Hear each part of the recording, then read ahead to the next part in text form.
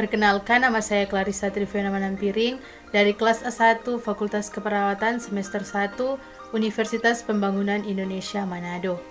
Baiklah, pada saat ini saya akan memenuhi tugas ujian akhir semester dengan membuat kajian literasi tentang sistem kardiovaskular. Sistem peredaran darah atau sistem kardiovaskular atau yang biasa disebut sistem sirkulasi adalah suatu sistem organ yang berfungsi memindahkan zat dan nutrisi ke dan dari sel. Sistem ini juga membantu stabilisasi suhu dari pH tubuh. Sistem ini bertugas untuk mensuplai darah pada seluruh jaringan tubuh untuk kepentingan metabolisme sel-sel serta menarik kembali darah ke jantung untuk selanjutnya membebaskan bahan sisa metabolisme. Sekarang kita masuk dalam organ-organ yang terdapat dalam sistem peredaran darah manusia. Yang pertama, jantung. Jantung merupakan organ vital sistem peredaran darah. Fungsi jantung dalam proses sirkulasi adalah untuk memompa darah ke seluruh tubuh. Jantung bekerja sama dengan pembuluh darah dalam proses sirkulasi. Yang kedua, pembuluh darah. Pembuluh darah memiliki peran mengedarkan darah dari dan ke jantung. Darah juga merupakan komponen inti dalam proses ini. Darah mengandung oksigen dan nutrisi yang akan disalurkan pada setiap sel-sel tubuh. Yang ketiga, paru-paru. Paru-paru tak hanya berperan dalam proses respirasi pada sistem sirkulasi.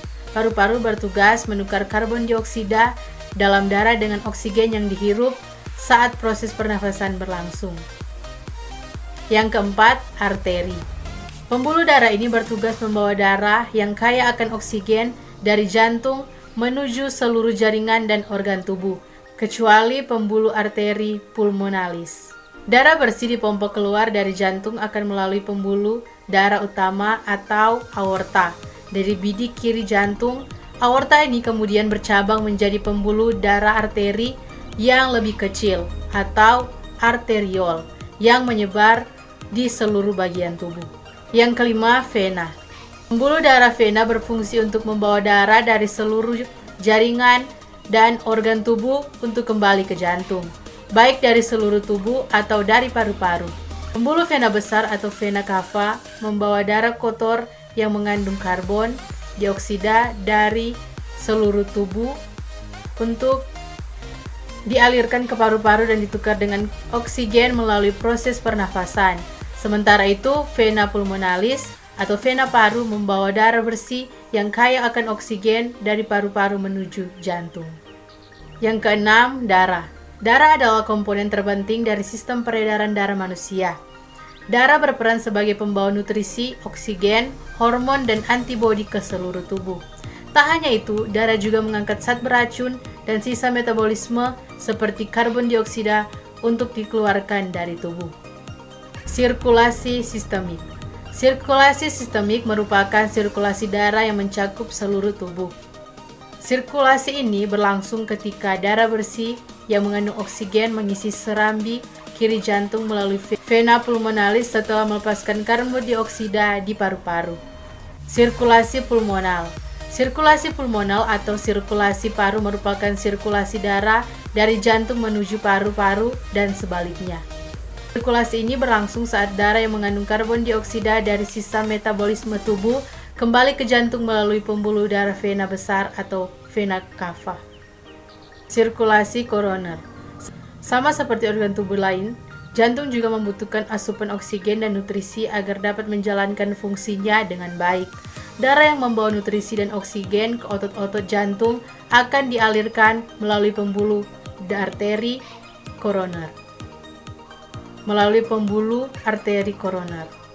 Proses peredaran darah bertujuan untuk mengedarkan darah yang mengandung nutrisi untuk setiap sel-sel tubuh. Seperti peredaran darah memiliki jalur tersendiri. Berdasarkan jalur dan zat yang dibawanya, sistem peredaran darah dibagi menjadi dua jenis, yaitu sistem peredaran darah besar dan sistem peredaran darah kecil. Sekarang kita masuk dalam pembuluh limfe. Pembuluh limfe pada dasarnya adalah saluran yang membawa cairan jelas atau keputih-putihan yang disebut getah bening. Cairan ini memasuki pembuluh dengan cara berdifusi ke dalam kapiler limfe kecil yang terjalin di antara kapiler sistem kardiovaskuler.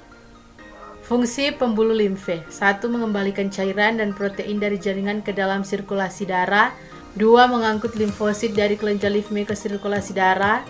3. Untuk membawa lemak yang sudah dibuat emulsi dan usus ke sirkulasi darah. Saluran limfe yang melaksanakan fungsi ini ialah saluran lakteal. 4. Kelenjar limfe menyaring dan menghancurkan mikroorganisme untuk menghindarkan penyebaran organisme ini dari tempat masuknya ke dalam jaringan ke bagian lain tubuh. Apabila ada infeksi, kelenjar limfe menghasilkan zat antibodi untuk melindungi tubuh terhadap kelanjutan infeksi. Anatomi fisiologi jantung. Organ muskular berongga berbentuk kerucut atau piramida terbalik.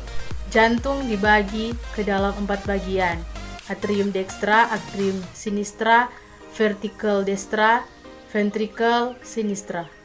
Beratnya 220 sampai 260 gram, besarnya sekepal tangan. Batas destra pada sternum dextra, batas sinistra pada intrakosta kelima. Faktor yang mempertahankan tekanan darah adalah banyaknya darah yang beredar, 2. Viskositas atau kekentalan darah, 3. Elastisitas dinding pembuluh darah. Aliran darah ke jantung: darah dari vena cava superior dan vena cava inferior masuk ke atrium dextra melalui katup tricuspidalis, masuk ke ventricle. Darah dibawa oleh arteri pulmonalis ke paru-paru. Di paru-paru terjadi pertukaran gas atau peredaran darah kecil. Darah yang telah dioksigenasi kaya akan O2 dibawa dari paru ke atrium sinistra melalui vena pulmonalis. Lalu darah mengalir ke ventricle sinistra melalui katup mitral atau biccuspidalis. Katup mitral atau biccuspidalis kemudian diedarkan ke seluruh tubuh melalui aorta atau peredaran darah besar. Sekarang kita masuk dalam cara mencegah serangan jantung. Yang pertama, menerapkan pola makanan sehat. 2. Hindari kebiasaan merokok. 3. Rajin berolahraga. 4. Menjaga berat badan ideal. 5. Menjaga tekanan darah tetap normal. Dan yang ke-6, mengendalikan kadar gula. Dan ke-7, mengurangi konsumsi alkohol. Sekian kajian literasi tentang sistem kardiovaskular yang telah saya buat. Terima kasih.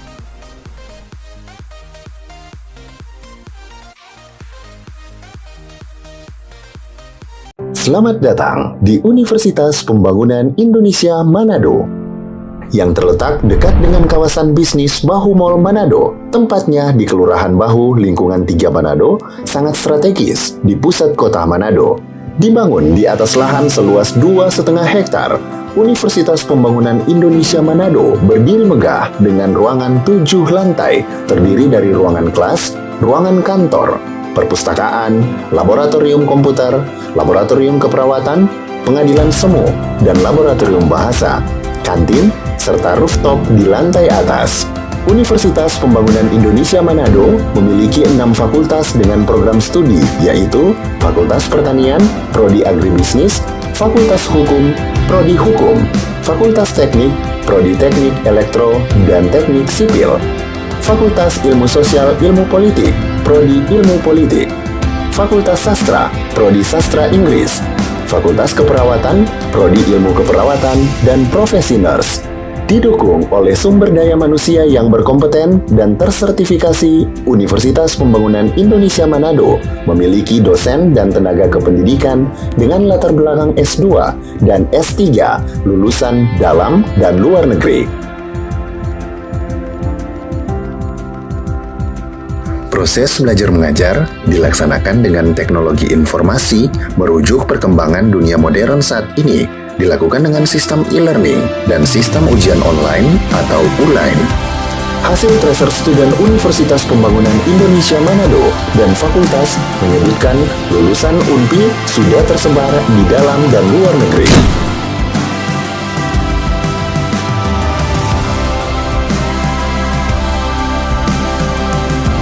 Selamat bergabung putra-putri terbaik bangsa. Kembangkan dirimu, raih cita-citamu setinggi bintang di langit. Kami siap menghasilkan generasi terbaik dan pemimpin di masa depan.